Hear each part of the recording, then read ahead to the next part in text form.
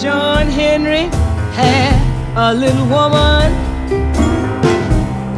And the dress she Alô pessoal, janeiro de 2019, Marisa e eu resolvemos dar um pulinho até Guaramiranga, no maciço do Baturité, a cerca de 100 quilômetros ao sul de Fortaleza e algo em torno de 330, 340 quilômetros pelo caminho certo, né, da nossa casa. Por que caminho certo? Eu caí na bobagem de dar uma de macho e fiz o ajuste do GPS para o trajeto com mais curvas. O resultado prático disso que, como era de se esperar, mas eu não pensei nessa possibilidade, né? O GPS me tirou da via principal e me colocou num trajeto com muitas curvas. Era para eu ter chegado até a cidade de Caucaia, ter pego a BR-020, seguir direto até Campos Belos, dobrar à esquerda e assim sim ir até Guaramiranga. Só que nessa brincadeira de Caucaia, o GPS me jogou para o quarto anel viário, do quarto anel viário me jogou para a cidade de Maracanaú, depois me jogou para a cidade de Mananguape, mais umas outras 3 cidadezinhas pequenininhas, até me colocar novamente na BR-020, eu falei CE, não, é BR, né? BR-020, depois de andar cerca de 60, 70 quilômetros, me colocou na BR-020 a 60 quilômetros de Fortaleza, ou seja, foi uma volta enorme. Na verdade, essa volta acabou sendo boa no sentido de que, embora tenha pego estrada com asfalto muito ruim, por outro lado, a beleza dos campos e das montanhas no entorno de Fortaleza é uma coisa bonita de se ver. O problema todo é que chegando ali, claro, eu estava procurando indicações de Guaramiranga e não ia achar nunca, né? Mas chegando na BR-020, aí a gente começa a notar uma coisa muito engraçada. Você simplesmente não tem nenhuma indicação. E o próprio GPS fica meio maluco, né? Porque tem certos momentos que ele fica meio perdido, a estrada não é mapeada.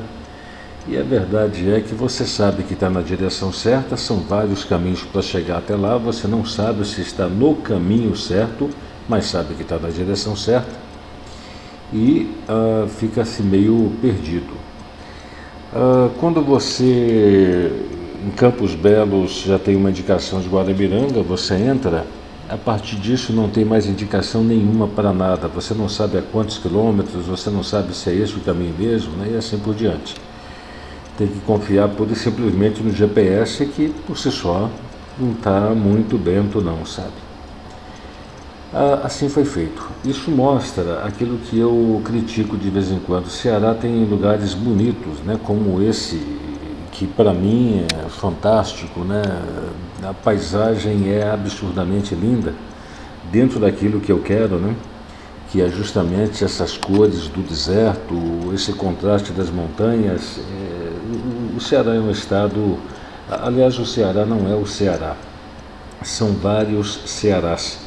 A mesma coisa eu digo sobre o Nordeste, né? Não existe o Nordeste brasileiro, são vários Nordestes, cada qual com suas características próprias, de forma que, penso eu, isso aqui não deveria ser tratado como uma região só, sabe? E sim como as características próprias de cada qual, né? Mas voltando ao tema principal, são muitas coisas bonitas para se ver, mas com um suporte ao turista muito deficiente. Você não tem nenhuma informação de nada, você não tem pontos de apoio ao longo da estrada, lojas de conveniência, enfim, você fica relativamente por conta própria, sabe? Se você não sabe nada de nada, é completo desconhecido, você tem dificuldade, inclusive, de interpretar as informações que você não recebe, né? Então isso eu penso que deveria ser melhorado a fim de incrementar o turismo. Aquele morro lá em cima é conhecido como Pico Alto. É um dos pontos altos aqui do Ceará, fica a cerca de entre 970 e 1.100 metros. O GPS mostrou uma coisa, o Wikipédia mostrou outra, sabe? Então é um ponto alto aqui do Ceará, que fica nesse maciço do Baturité, que uma das cidades que acaba sendo referência em função do festival de jazz que acontece no Carnaval, Guaramiranga. Guaramiranga também é famosa para mim, não só pelo jazz, mas por um acidente que aconteceu no começo da década de 80 com um Boeing da VASP, um 727 da VASP, cujo comandante iniciou a descida mais cedo um pouco, 100 km mais cedo, né? E com isso, à noite, em voo visual, já vendo as luzes de Fortaleza logo ali na frente, ele acabou entrando, voando nessa montanha, sabe? E nessa brincadeira morreram 132 pessoas, foi talvez na época, o maior acidente aéreo ocorrido aqui no Ceará. Eu acho que no Ceará, até hoje, é o maior acidente, sabe? A estrada é muito, mas muito bonita. Na medida em que a gente sobe, a gente experimenta, como era de se esperar, uma queda de temperatura, né? Lá embaixo nós estávamos com algo em torno de 32, 33 graus. Na medida em que nós subimos, durante o dia a temperatura caiu aí para algo em torno dos 26 graus. À noite vem para os seus 17, que particularmente venho de uma região de montanha, uma região fria, eu acho esse clima muito, muito bacana, eu me sinto em casa, sabe? Essa que é a grande verdade. Então, o resultado da história. Foi uma surpresa muito, muito grata conhecer a Guaramiranga. Pelas belezas que são proporcionadas, pelas sensações que a temperatura nos proporciona também, isso aí é uma coisa muito, muito legal de se sentir. E uma característica interessante que eu notei, geralmente no Ceará, todo lugar que você vai é um tal de um forró para todo lado que me irrita profundamente, sabe? Não gosto, a verdade é essa. E lá chegando, eu só escutei, incrível isso, em todos os lugares, sem exceção. Escutei jazz, escutei blues e escutei rock clássico de primeira qualidade. Eu achei isso extremamente, me trouxe paz, a verdade é essa, sabe? Vou voltar aí mais vezes, claro, não tenha dúvidas. Uma característica interessante, quando você chega lá em cima, quer dizer, o vento sopra do outro lado para esse lado aí, né? Agora eu estou na dúvida o que é sotavento, o que é barlavento, não consigo me lembrar, mas o vento sopra do outro lado e tende a fugir por esse lado. A parte de baixo é seca. Na parte de onde vem o vento é extremamente úmida, né, como sempre acontece. E o topo ali, o platô que você tem ali em cima, no maciço, é extremamente úmido, com várias lagoas, com a vegetação sempre verde, né? O asfalto, a gente tem a impressão de estar molhado, mas não está não, sabe?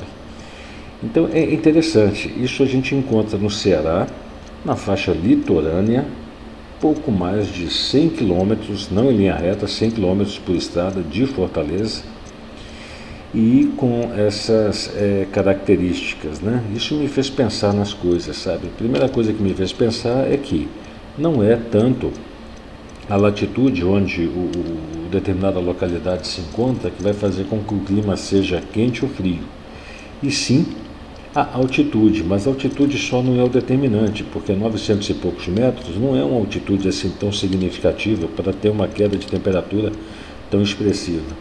Aí eu estava pensando com meus botões e cheguei à seguinte conclusão, veja bem, no lado que venta, o ar batendo ali no obstáculo se eleva, se elevando a pressão cai, pressão caindo, o ar expande, o ar expandindo, a temperatura cai, temperatura caindo, a precipitação, a isso, aquilo, outro, e as coisas começam a acontecer. Né? Então, eu, por exemplo, venho de uma cidade que ficava a 1.700 metros de altura, bem verdade, uma cidade fria com temperaturas semelhantes a essas que nós encontramos ali em cima. Só que aqui nós estamos numa temperatura muito mais baixa desculpe, estamos numa altitude muito mais baixa, mas com uma temperatura equivalente, né? Talvez a explicação se dê em função aí dessa característica. E isso, inclusive, é corroborado porque aquelas nuvens que se formam nas montanhas, são as chamadas formações orográficas, elas se formam justamente do lado de onde vem o vento, né? Do lado oposto você não tem praticamente nuvem nenhuma, não tem neblina nenhuma no cume das montanhas, né? Então eu acho que isso talvez que dê essa característica que a gente tem aí relacionada com o clima na região.